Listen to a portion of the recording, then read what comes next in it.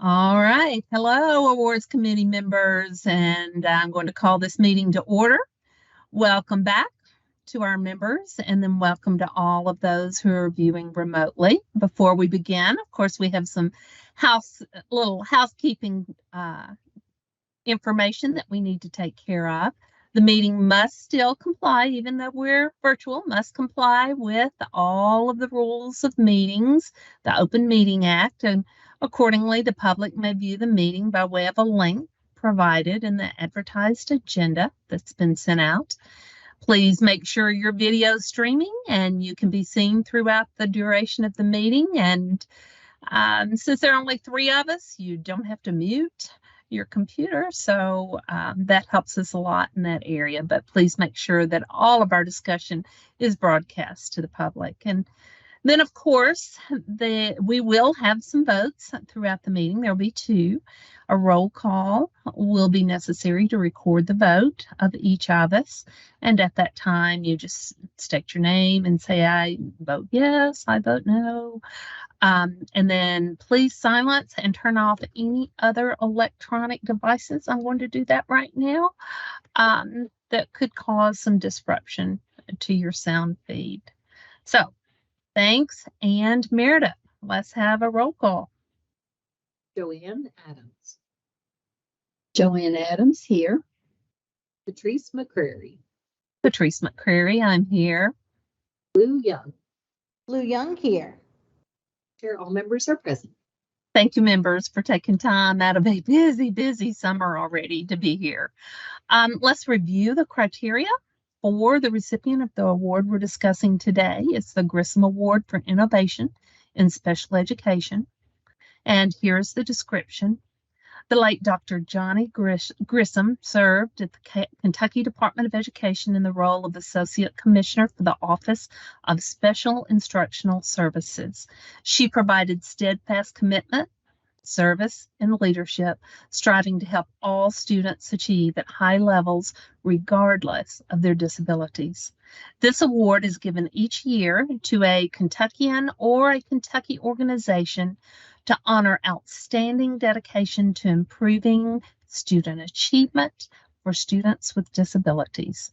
And the criteria for this award include leadership or implementation of innovative practice and curriculum, instruction, or assessment that leads to improved learning, post-secondary or workforce outcomes for students with learning or behavior differences, and district or schools demonstrating significant improvement or sustained excellence in learning or behavior outcomes for students with learning or behavior differences.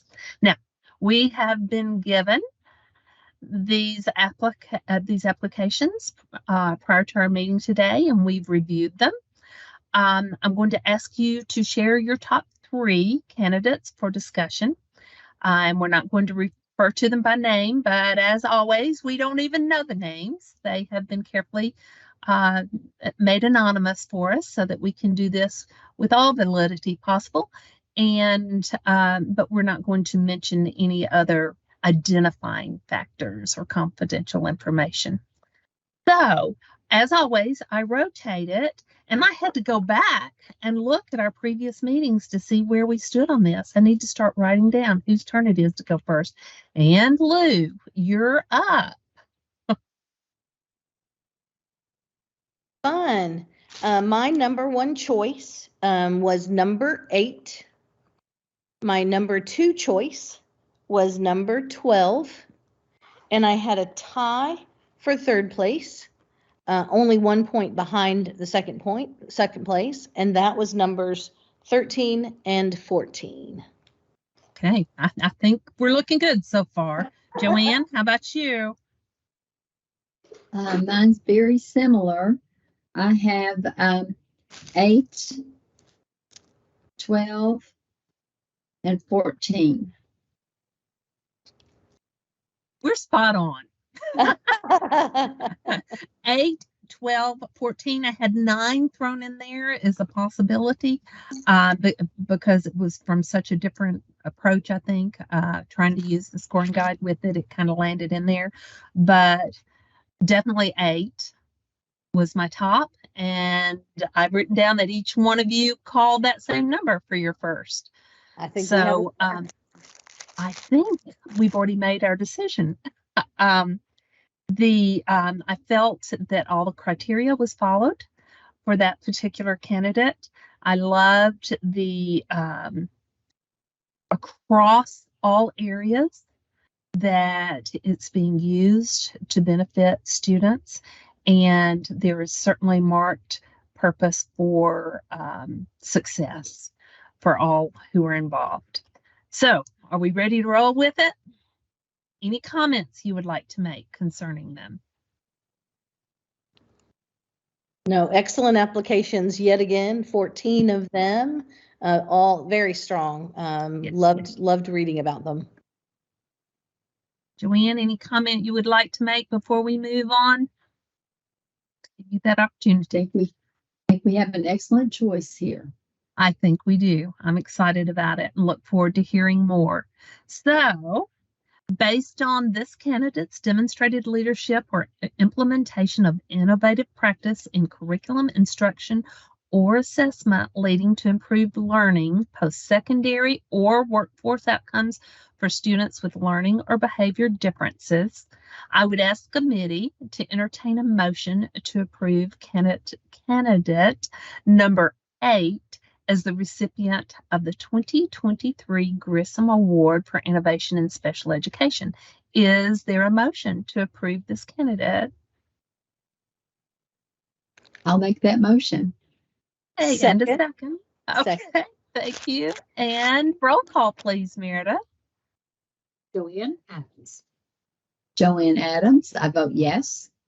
Patrice McCrary, Patrice McCrary, I vote yes. Lou Young. Lou Young, I vote yes.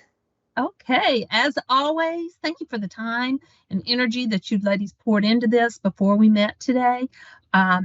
And thank you, Meredith, for equipping us with a scoring guide that leads us straight into being able to determine what is best for these awards. You are greatly appreciated. And for our tech crew, that they're putting this out for all of these people to watch online. And all the time that goes into preparing these applications through our legal department. Thank you very much, everybody. So at this time, I'm going to call for adjournment, please. I make a motion that we adjourn. And I second. All right, roll call, please, Meredith. Joanne Adams, Joanne Adams, I vote yes. Patrice McCrary, Patrice McCrary, I vote yes. Lou Young. Lou Young, I vote yes. And we are adjourned.